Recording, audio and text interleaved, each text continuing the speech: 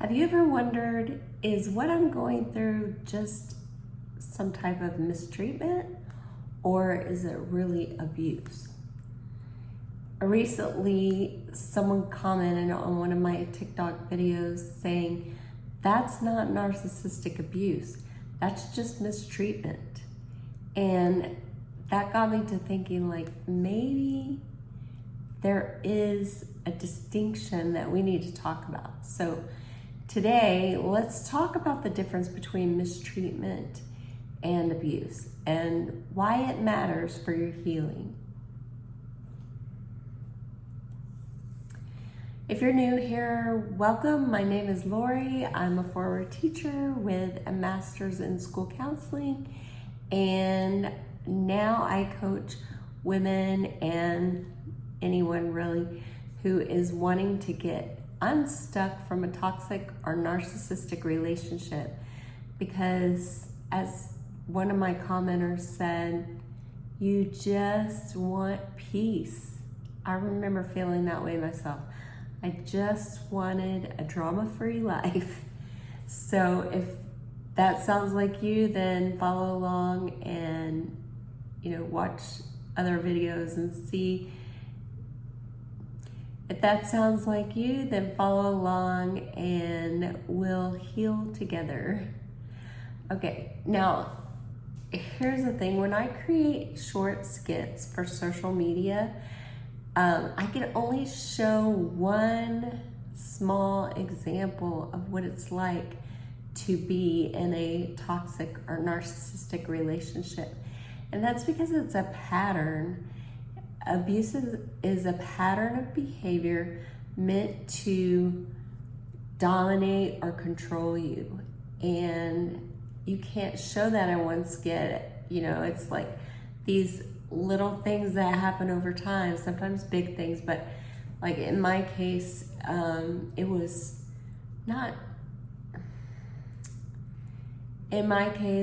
never verbally like disgusting names. That's what I thought abuse was. Somebody calling you disgusting names and screaming at you, somebody physically harming you.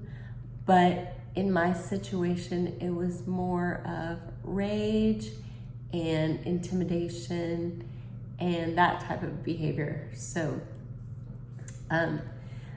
mistreatment is just usually one or two incidents. They may be very far apart. It's where the person was being careless and they didn't mean to harm you. Maybe they were under a lot of stress that day or something.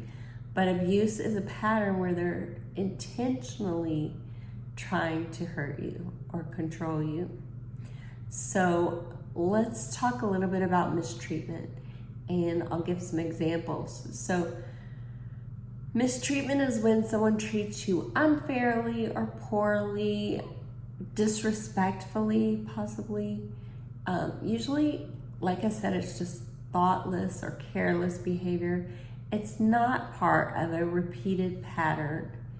And some examples include like being ignored when you're speaking, or someone snapping at you when they're under stress. Perhaps they're a friend being rude or dismissive, or maybe you got left out of a celebration or family event. Now, does mistreatment hurt? Yes, it does. Can it damage trust in a relationship? Absolutely. But mistreatment alone doesn't usually involve ongoing control or long-term harm. When mistreatment becomes abuse, that would be like when it, so when does mistreatment become abuse?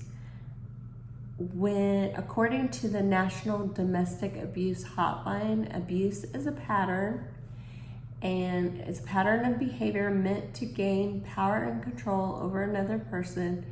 It's not just a bad day. It's not one hurtful moment.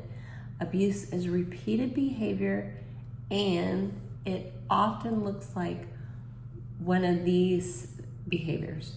So repeated belittling or humiliation could be one. Controlling where you go, who you see, or what you do. I didn't think about those as abuse when I was in my toxic marriage, but they definitely are.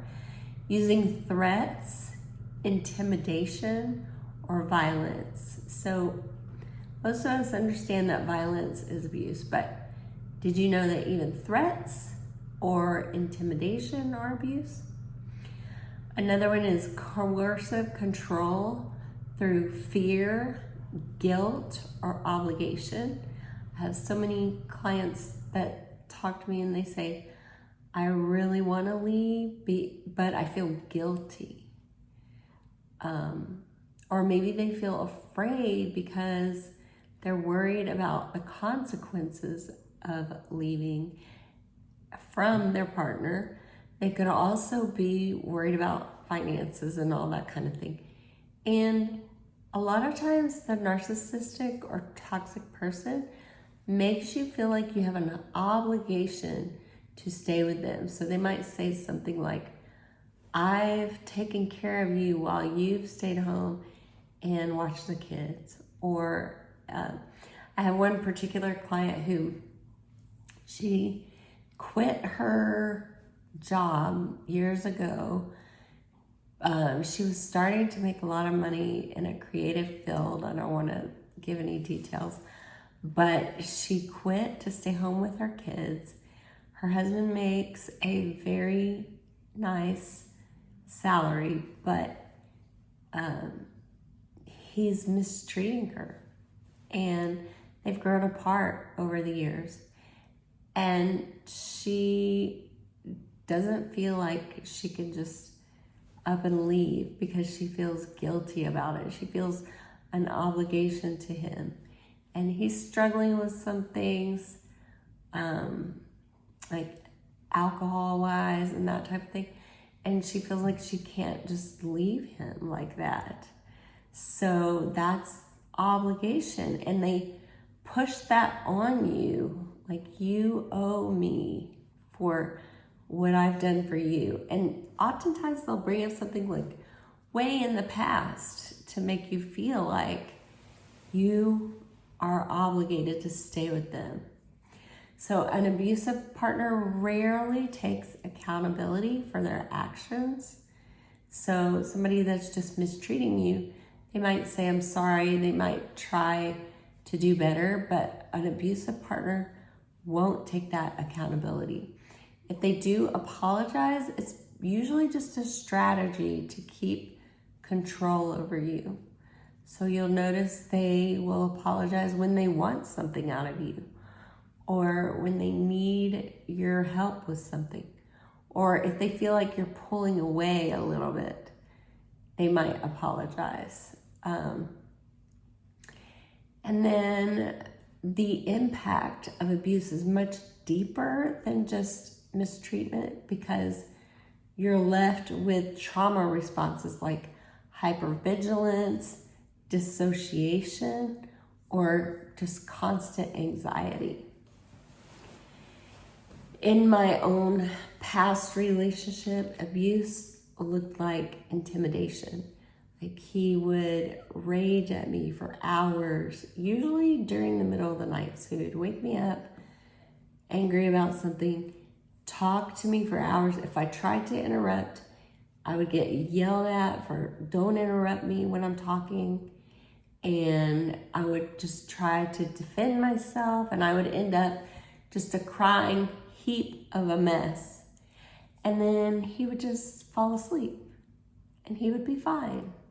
And I would struggle to sleep. And like I said, I was a teacher. So, I needed to have all my energy the next day, because I worked with like anywhere from 5 to 8-year-old, or 4 pre-K. I worked with 4-year-olds and up to about 2nd grade for most of my career. So depending on the year, I was teaching pre-K, first grade, second grade. And so I needed a lot of energy. And he would sometimes do things to intimidate me with his looks or his movements. And so I learned to watch for the signs that he was getting angry and that we were about to have a fight. So he would slam doors, he would give loud sighs, and I'd just pretend to be really deeply asleep, hoping he'd leave me alone. Sometimes it worked, but very rarely. Over time, I began to fear nights because, I just knew that he was going to wake me up at some point. I was going to be exhausted the next day at work, and it just became so stressful for me. I felt like I was constantly exhausted.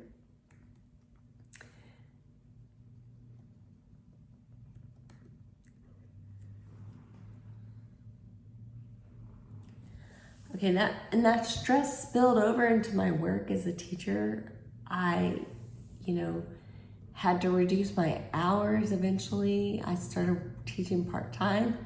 And even then, it was hard to find the energy to take the steps to leave this abusive relationship. So I knew I needed to leave long before I actually did. And that's the effect of abuse. It chips away at our strength, our health, our sense of self. So here's the key distinction between mistreatment and abuse.